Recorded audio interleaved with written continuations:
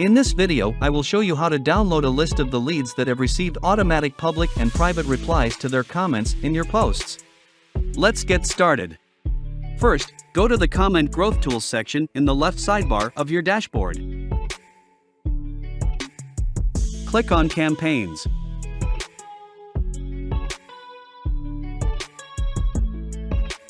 Select a page. You can change between Facebook and Instagram ones on the upper switch. Tap the See Campaign Reports button in the lower end of the page. In the drop-down menu, choose Auto Replies. This will display a list of all the automatic answers that have been set on that page. Click on the Actions button of the one whose leads you wish to extract, and then on the eye icon to display a detailed list of every answer provided. Click on Download Lead List to export them as a CSV file.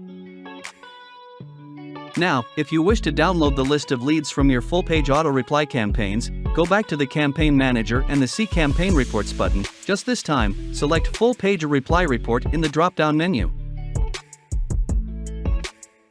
Click on the I button to display the details, and finally, download the lead list. Don't forget to visit our tutorials section to find more information about our tools and how to make the most out of them.